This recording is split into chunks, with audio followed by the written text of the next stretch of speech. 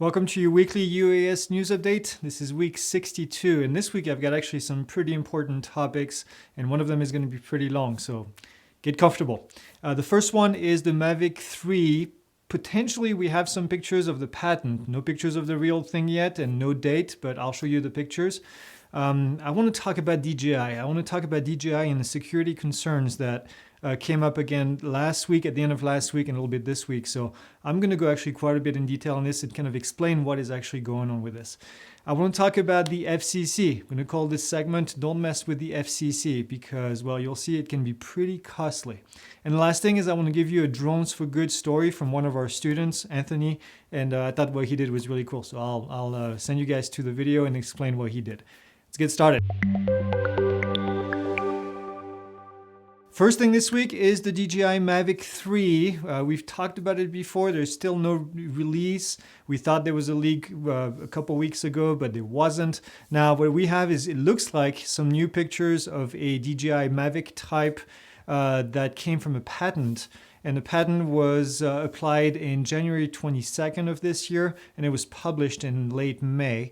And these pictures resurfaced right here, and you can see that the drone looks like it has a larger, round type of camera in the front, and then some additional sensors, actually kind of sensors in a different location. The Mavic 2 Pro and the Mavic 2 Zoom have sensors on the top, but they're located in the back of the aircraft. It looks like here the sensor is kind of located in the front. I don't really see much of a difference, quite frankly. So, but we've kind of reached a stage where the form factor of the drone doesn't really change all that much. We've seen the Mavic Air 2, we've seen the Mavic 2 Pro, all of these kind of look the same.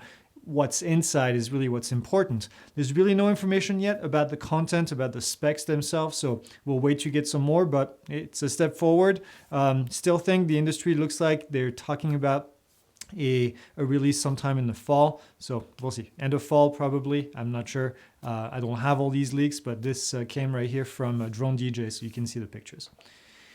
All right, the next topic is kind of a big one and kind of an important one because it can affect the decisions that you make in purchasing a drone. Now, I've mentioned DJI and the security issues in the past a lot. And if you follow me for a while, you know my stance on this. There's still no real proof that DJI is sending information back to wherever, China, the mainland, the Communist Party, I don't know. But this report came this week.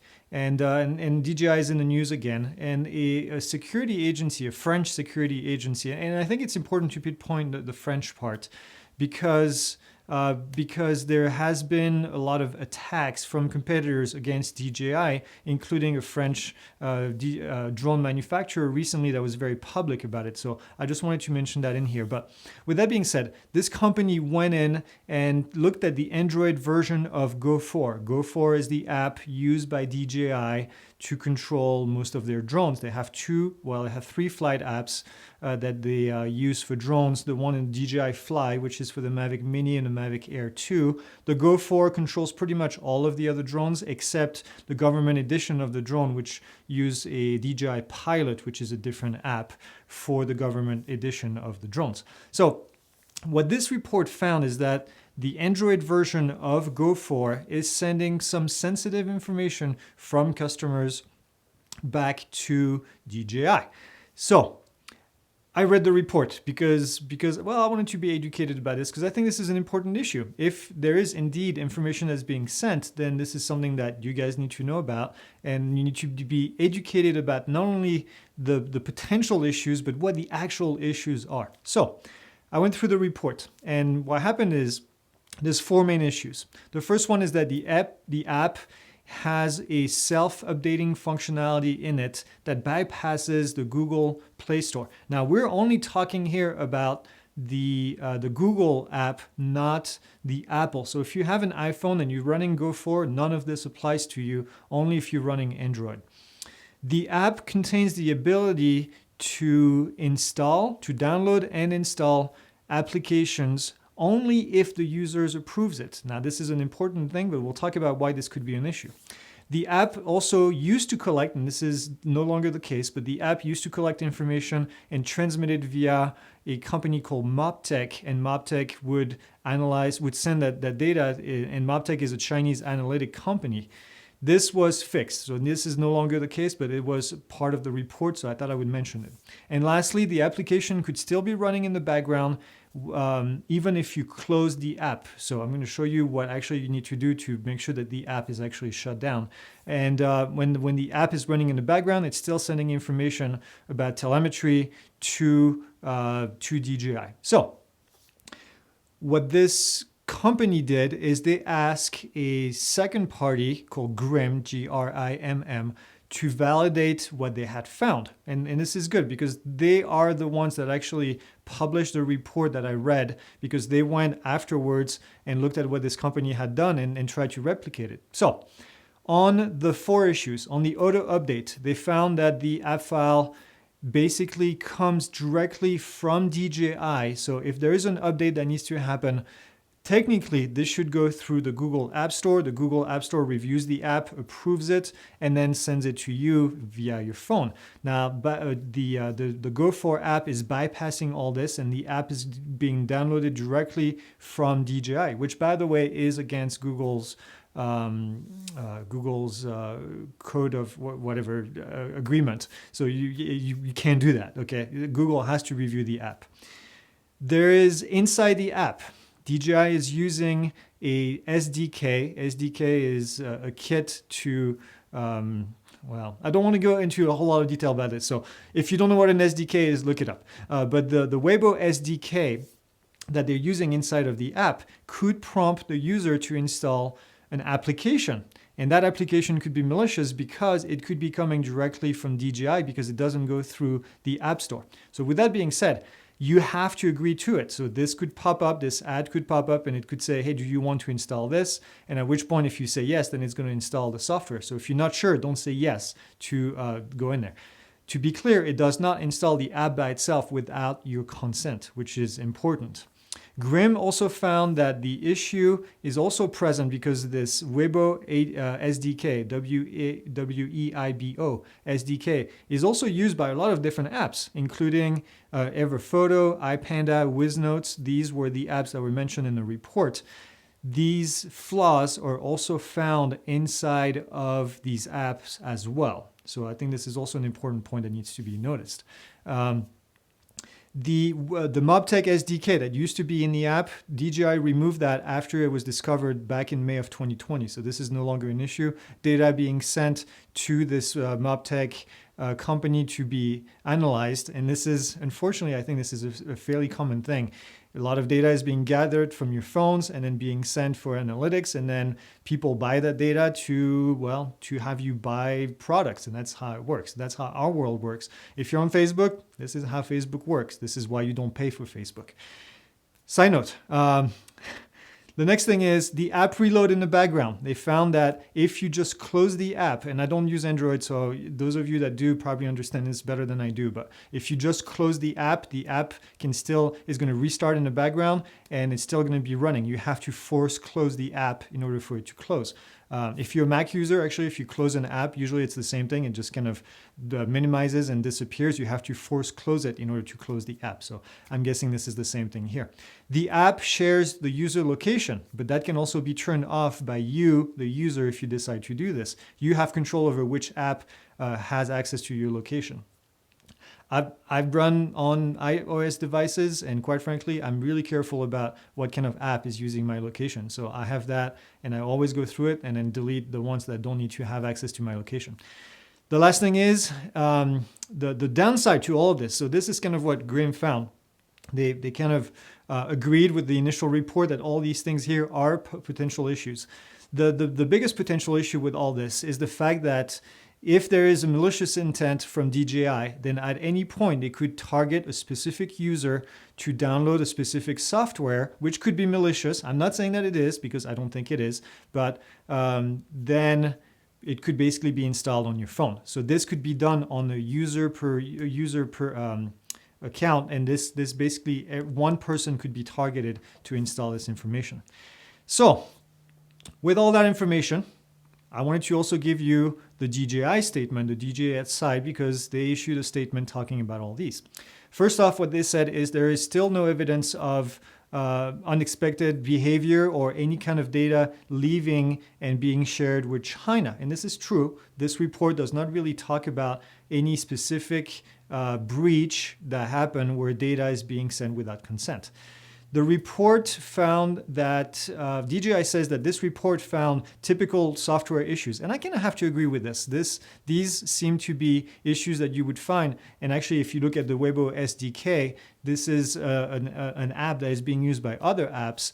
And these issues would be found on the same app. So that's the second thing that they said. They said that the app update function was designed to prevent people from installing a hacked version of Go4, because in the Go4 app, there is geofencing and there is altitude limitation. And if you have a hacked version, then you basically can go around these limitations. DJI put this in place, so they say, in order to prevent people from installing these apps and bypassing their restrictions. And so what they have to do is, if that happens, then they would send you a message that says you're running the wrong app and you have to install this app. So that's why they have it on a user specific, because they want to be able to target those users that are using hacked version of their apps. They also said, DJI says that they have a bug bounty program, which is if somebody finds a bug, then they will pay you money because you found and helped them make their software better. And they have a whole list on their website of things that the bug bounty program has found. So they're really open about the fact that, hey, this is our software, take a look at it and tell us what's wrong with it, which is smart, I think. The customers, they say that the customers still have the ability to choose the type of data that they're sharing and the ones that they're not. And there was another article about this a couple of weeks ago that I mentioned during an accident and an accident investigation. And they found out that, well, they didn't have access to that user data because the user decided not to make it accessible. So the NTSB and the FAA had to ask that person to willingly share the data. And then the last thing that they said is that the MobTech flaw that was in there back in May has been fixed already, and that there was no exploitation of the data that could be found and no evidence that anything bad had happened with that flaw. So that's their statement. So moving forward, DJI said that in the future, every app will be downloaded through the Google App Store. And if you don't have the right app, then you're going to be disabled. You're not going to be able to fly. So if you're trying to hack the app, then, well, if you're using a hacked version, DJI will be able to sense this, and then you won't be able to fly. They said that the flaws that are in the Weibo SDK is out of their hands because it is a third party. It's a social media component of their app. Now, personally, I think that if they find a flaw in here, then they should stop using it, but that's just my personal opinion. And they basically also said that the Go4 app is for recreational product and that any government drones are flying using a different app, which is the pilot app. So I went for a while. I wanted to give you the facts, okay? I believe in providing you with the data. Now I'm going to give you my opinion, and I hope you make up your own opinion. Now, there's a few things that bug me in all of this, and both on DJI side and on the opposite side. But first off, the client was never revealed of who hired this company to do this, which DJI is in the spotlight. They're at the top, so there's going to be a lot of competition that wants to take them down. This could be a potential way that they're doing this. This was only an issue in the Google app, in the Android app. None of these issues happen in the iOS app. So my question is, why? Is iOS more protective of their system, which I think they are? And how can Google even allow this to happen, quite frankly? So there's some blame in there as well. The report found that there are possible holes. And yes, there are definitely things that can be exploited in there, and I hope that they get fixed. But with that being said, there's still no proof that there was any kind of criminal or nefarious activity found by DJI. Benefit of the doubt, that's kind of where my mind goes. Now, I own DJI drones, I fly them, I like them. I'm not a defender by any mean, but I wanted to provide that and put that out there. There's still no proof really that they're doing this on purpose. It may be, okay? I'm not saying they're not. And my last question is, how rampant is this? And how often do we have these kind of issues with other apps? What if we were to take the apps from all the other drone manufacturers and go through the same process of looking for security holes? How many of these holes would we find? Is this something that's pretty common? And I know some of you that are watching this, some of our students are into this kind of stuff. So please tell me if you have any idea about, is this something that's pretty common? Is this something that we need to be really worried about? And I'm not excusing this, by the way. If you have a software out there, it should be as good as it can be, and it should be as protective as it can be of user privacy.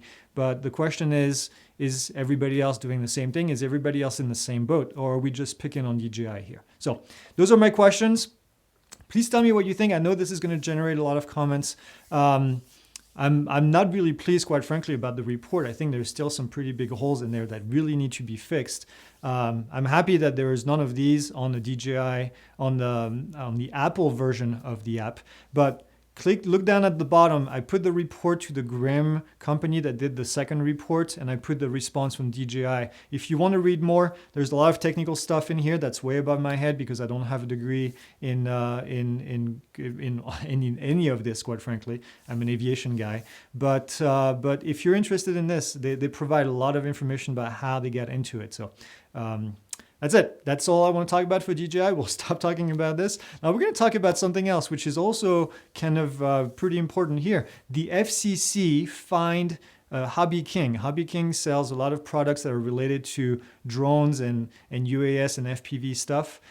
And if we know anything, we know that you don't mess with Texas, right? But you also don't mess with the FCC. I can tell you that. The FCC has a lot of power, and in this case, they exercise their power, and they're going to fine HobbyKing $2.8 million. $2.8 million. That's right. You're reading that right. And the reason is because HobbyKing was marketing drone transmitters that were using frequencies and power levels that were way above what they were authorized to do, not authorized by the FCC. You have any devices that use radio waves, radio frequencies. If you look in the back, there's an FCC number at the bottom that says that it was approved by the FCC to use the airwaves. The airwaves are used for a ton of things, obviously from radios to controlling devices to your Wi-Fi to all of this. And the use of certain bands is restricted, and you need to have approval from the FCC before you do it. Well, HobbyKing was selling 65 different models of devices that were operating outside of the amateur frequency band and even using some amateur radio bands. So the FCC, first step, they got a complaint, they did a research, and then they issued a citation to the company, and they said, stop doing this. Well, guess what HobbyKing did? They didn't reply, and they continued doing it. And then the FCC ordered them to provide information about how they were marketing these transmitters. And then HobbyKing, again, ignored them. And this is from the report from the FCC. Then the FCC said, well, our hands are tied. Now you're not replying to our answers, so we're going to apply a fine. That fine was back in 2018, so that was a while back. They proposed the fine in 2018, and this week they decided to adopt the fine. And now HobbyKing has 30 days to pay the fine, or the Department of Justice is going to basically proceed with collection. Not a good idea. Not a good idea to ignore the FCC. Just like a guy that we saw maybe a couple months ago now in Vegas, the FAA was asking information and he never replied and he got fined. Don't ignore the government when this happens. But anyways, don't want to get on the soapbox. I'm going to put a link down here. It's a one-page report from the FCC talking about what happened. But yeah, don't mess with the FCC. Okay, let's finish with something positive, something good. This is one of our students. His name is Anthony, and Anthony from A-Tort Photography. And Anthony decided that, and by the way, he does really cool videos, so make sure that you go on his channel. I'm going to put a link to the video down here. He decided that he was going to help a fellow pilot in Chicago that lost his drone in the lake. And Anthony never met this guy. The gentleman was in the forum, and he said that he was trying to return to home and do auto landing, and then the drone kind of went haywire, hit the side of a boat, and then boom, just straight down in the water. So Anthony drove to Chicago. He had his scuba gear, where he had a snorkel, and he had a camera, mask, and then he said he was going to go find the drone. And apparently people on the forum was telling him that he's crazy, but You'll see the video. He explains everything. I'm not going to spoil it, but there's a happy ending, and I want you to go and watch it. And make sure you leave a kudos to him. Thanks for doing that, Anthony. This is what this community is all about, and I'm proud to say that he's one of our students, so that's really exciting. So that's all I have. Go watch the video from Anthony. Go leave a comment, positive, subscribe, do all this. Do the same for us. Subscribe if you're not already, and I will see you guys next week.